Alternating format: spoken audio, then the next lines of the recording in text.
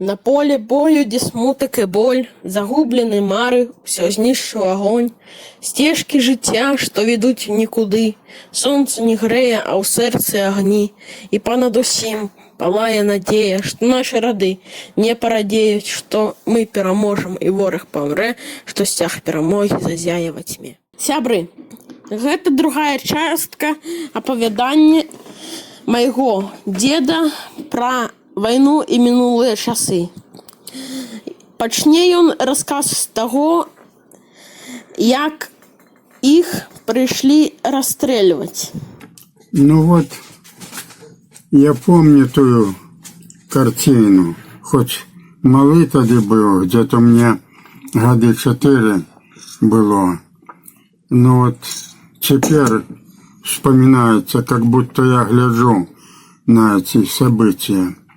Лето было, теплынь. Мать сидит на пороге у сенях, а я каля яе стою. По-моему, держался иногда за что-то. А младший брат, он скоро помер от дизентерии. Ползал каля ног матери. Я на его глядел. Ну, помнится, мать говорила про меня, что я ходить начал у 4 месяца. Не у 4, а у 8 месяцев. И я нисколько не ползал, одразу пошел. Ну, а брат вот ползал, но я на него глядел.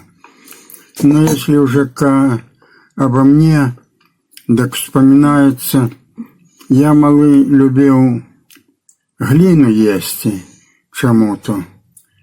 И даже вот помнится, как мать куда отходила, так я просил глины, и она мне отбивала паз со стены, трехугольный кусок глины, и давала.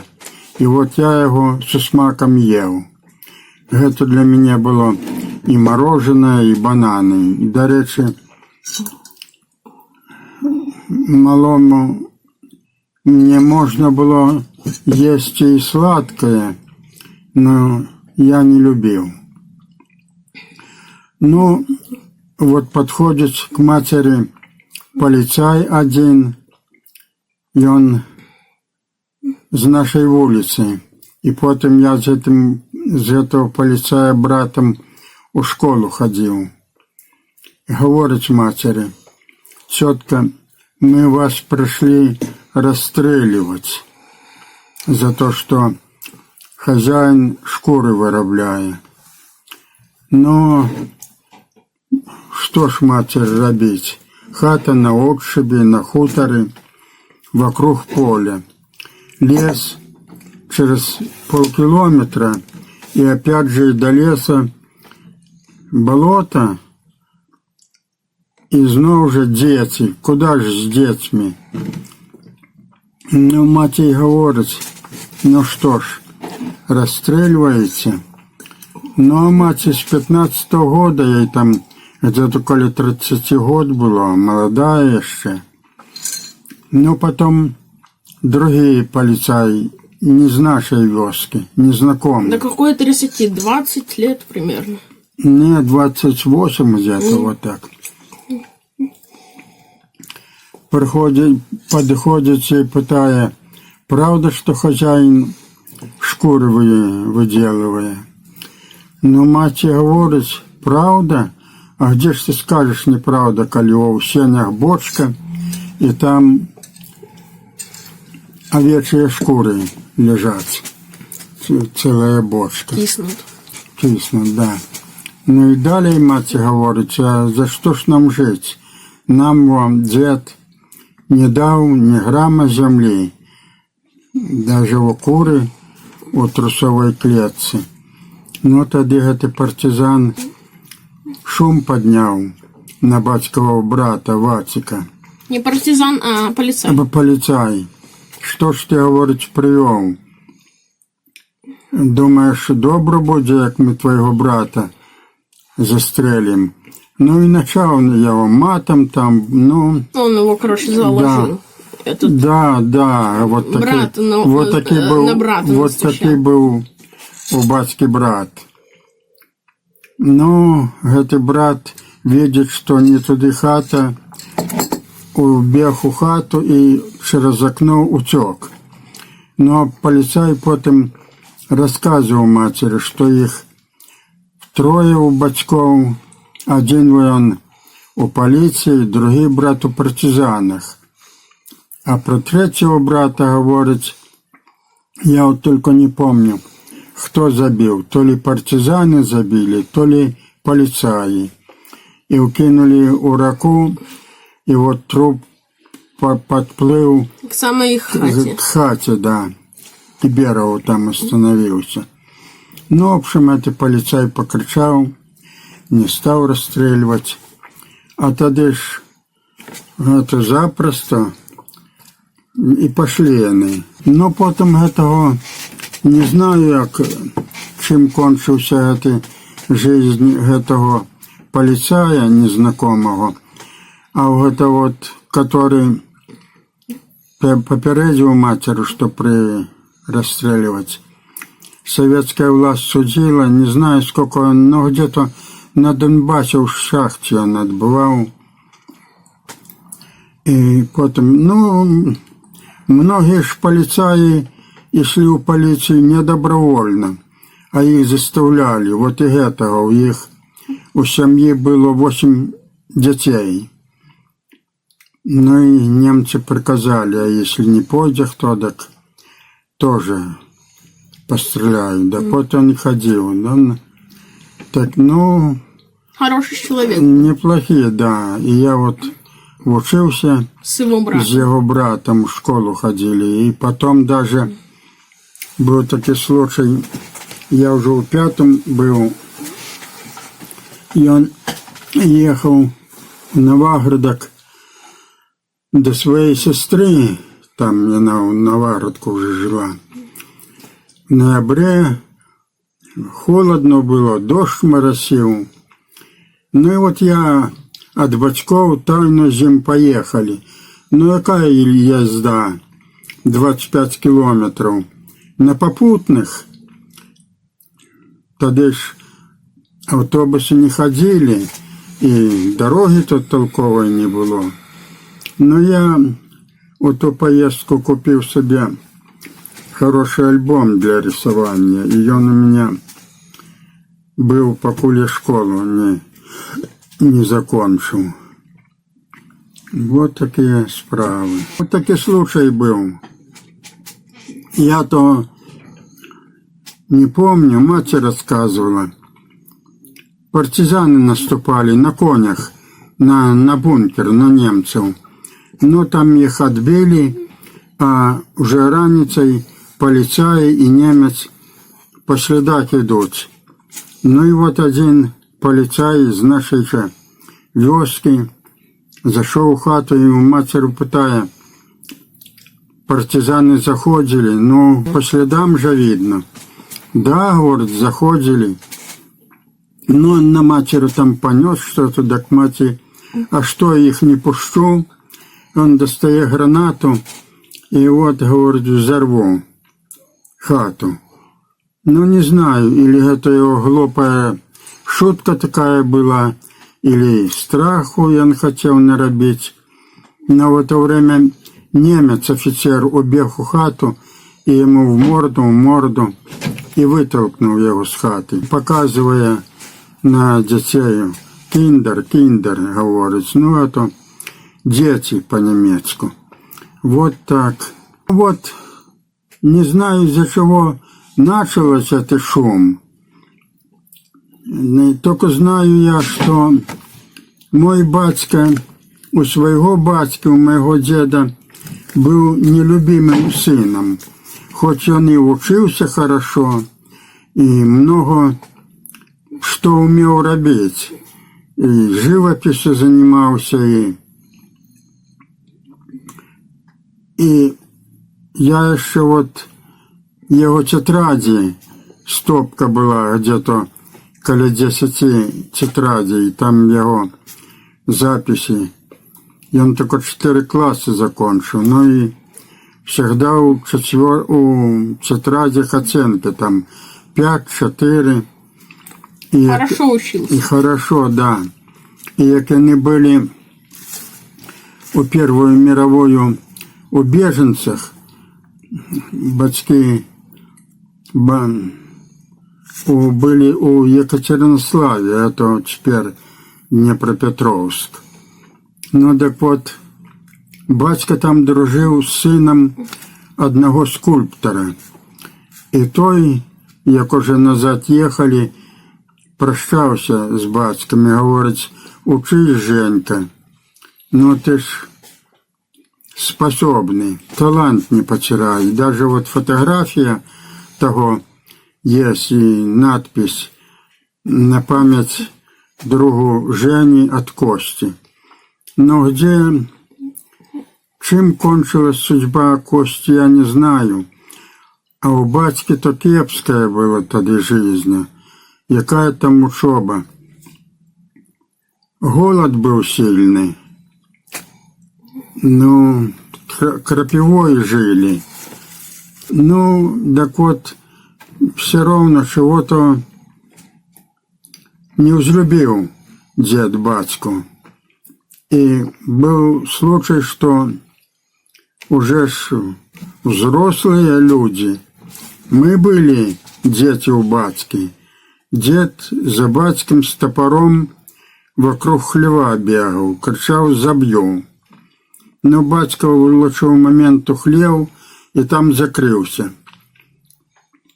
А дед не переставал, все вокруг. Мать побегла в бункер, ну и вот так сказала, что вот хочет мужа забить дед. Ну, немец послал полицаев, так тайно. Тут с матерью говорить, а полицаи пошли.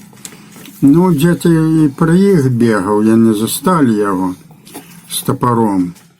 Деда под руки и привели в бункер. Ну, немцы и доложили, что так и так, женщину не обманывая, так все и было. Ну, матерью отпустили, а потом пришел и дед. И полицай один говорил, что усыпали ему порядком шамполов. Ну так после этого дед уже смирный был, не бегал. Только вот вместо батьки он стал не любить и меня, малого внука. А я ж тоді малий був, у кроваті ще лежав. Так от він попіл сипав у молоко. Ну вот мать взяла раз это молоко и говорит: вот в полицию понесу показывать. Так он с хаты пошел, и более его в хате уже не было. Ужался, да. А як война кончилась, так жалится партизанам, что вот невестка, но на его немцам говорила. Но кто такие партизаны? Это ж матерные знакомые, многие друзья были. Но дед понял, что партизаны и знакомые. Приходят советские солдаты уже после войны у хату. А у хату заходили, бо дорога на запад, так, де одна хата. Так часто заходили, ну, собственно, какие солдаты? Офицерье, конечно. Ну и вот он тоже офицером раз пожалился, что вот невесточка. Ну и они это серьезно поняли. И уже на матери серьезно так, как готовы на старика в бункер бегали, жалиться.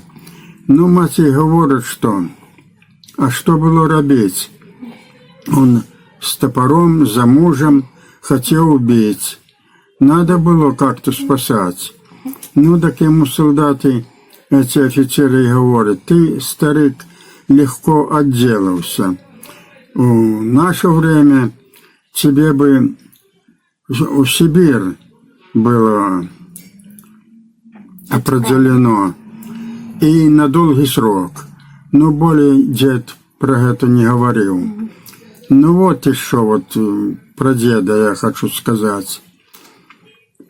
После войны хату нам дали. Немцы там евреев побили, хата пустая. Потом батька заплатил, рассчитался. А это вот самый младший сын дедов, Вацик, обижал деда. То он был любимец у деда, а потом уже вот Не любил там его. не любил. Грязня была. И дед стал к нам приходить. Батька был секретарем у сельсовете. Но вот раз приходить в сельсовет, а глядіть, батька його тут. Ну, яка ж там була дружба у деда и моего батьки. Так он залез на печь и все время лежал, даже не вечерал. На завтра сказал матери: нахрен ты его приняла, что мало он и издевался над тобой. Но все равно вот дед уже потом ходил часто, и мать его кормила. Простила. Ну, просила. Ну, потом он иногда, он сторожем был у конюшни, да к нам иногда орал 30 соток, которые там, вот такие справы. Но война уже кончалась, может, даже и кончилась.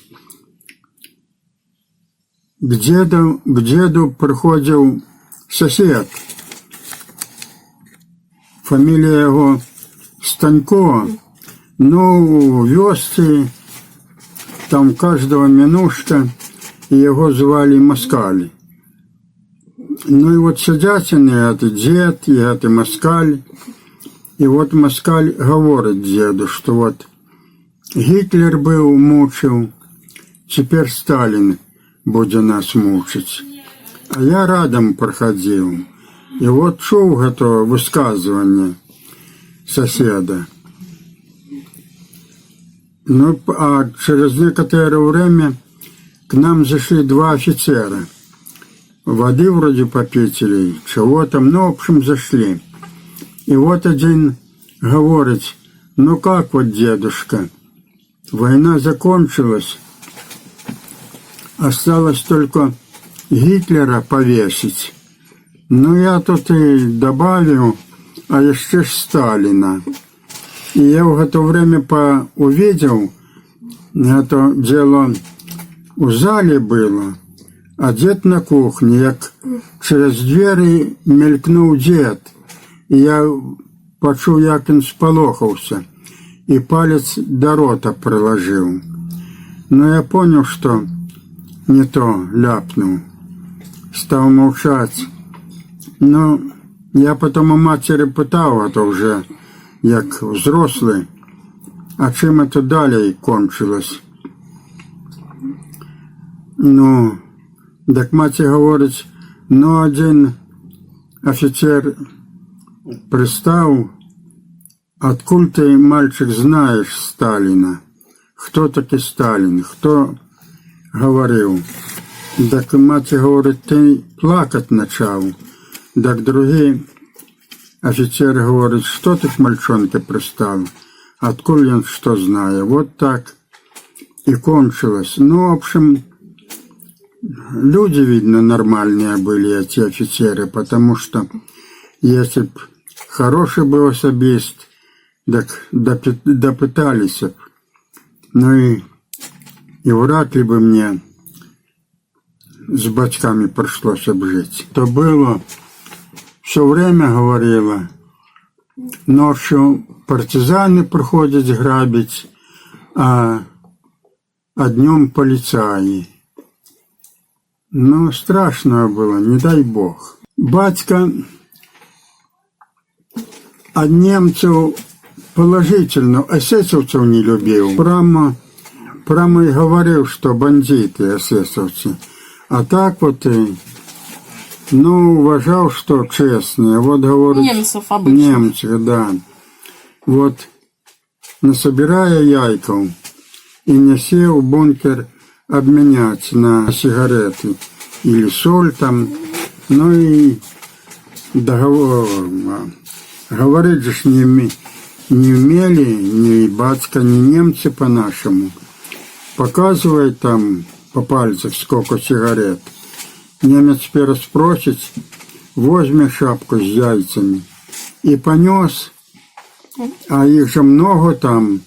Ну вот и стоишь, чекаешь это, но со временем проходит и не все сколько договорились. И вот и часто говорил, не всякий так русский, он бы взял и яйца нема, и папирос бы не принес. Вот так. Но я не любил советских начальников, которые вот после войны ходили одетые так в пальто чисто. Не видно было их труда. Только вот тропологией занимались, демагогией. А жить, не дай бог. Уже война кончалась, Багратион операция, таких разбили там под Витебском, в окружение, где они порывались на запад, немцы. Ну и вот зашли в Черешлю, Неман переплывали, и по какой-то причине в одного немца одежды там не было. Так вот, пришли до материных братов одеться, как дали одежду. Так, ну что ж, лучше же не будут сдавать. Так дали ему там рвань какую-то. Так это показывает пальцами и смеется. Партизан. Ну и, то к нам ночью зашли они. Хлеб взяли. Ну, мать дала, куда ж денешься? Взяли хлеб и пошли. А рано мать устає корову выгнать на дорогу до пастуха. Так на столбах буханки хлеба лежать. Это они у соседа взяли. Но у того плохий хлеб был. Не выкинули так, а положили Аккуратно. на столбы, как их назад взяли. Был такой, не помню я его як звать, я только помню, я мне карандаш дал. Цветные. Один красная сторона, другая синяя. Так вот я радовался. Ну, окруженец, немцы ж сразу отдавали пленных, кто там муж, кто женатый, или на работу пускали, чтобы помогали. Так вот и это питерский, молодой был солдатик, год 20, наверное, ему было. Но не знаю, як, по якій причині, но к нам у хату він часто приходив. Ну, а потом, як Гітлер дав приказ всем этим окруженцам явиться то куда-то, так они ж не пошли уже, а пошли в лес. Ну и попал он не к партизанам, а в банды. Так вот он говорил, что ж вы своих людей грабите. Так його застрелили. А хто, які партизани, я поняття не имею. Ой, вовков шмат було. А то вот и баба Зина говорила, что в окна заглядывали. И за зиму у всех собак подавить. И на стреке зимы ж были такие, что сугробы были, а то до строки. А потом на страху забегали и разрывали страховку улезти. Волков было много, не дай бог. И были случаи, что нападали на людей. Один знакомый говорил, что на милиционера напали, так съели всего, только рука, пистолет держал, так вот кисть руки осталась. Вот так, ой, страшно было. Дома, а то несколько год не отстреливал, мяса им хватало, вот, так они не боялись, а потом их побили быстро. Какой совет дашь людям? Честно жить, без обмана, без пьянки. Трудиться в первую очередь труд. Вот хоть мне, собственно, за всю жизнь и воровать приходилось в колхозе, бо без этого життя не было, и обманывать приходилось. А теперь мучаюсь. Были, як Дроніна пише, поетка, дров наломлено немало и мною. Месяц их битв травой порастуть, а по старых траншеях ручьи потекуть. Нарасте праз гады над воронкой бугор, что не бачыў ніколі войны над собой. Зарасте поле лесом на месцы войны, а каля того месца ўзрастуць гарады, и не успомнить поздней, что там было раней, только помнить болото и старенький дуб, что не успомнить тыя, хто зараз растуць. Шмат ёсць гэтакіх мест па ўсёй Беларусі, дык жа скажем прама, не будем мы хлусіць, незагойная рана ніяк не адпусціць.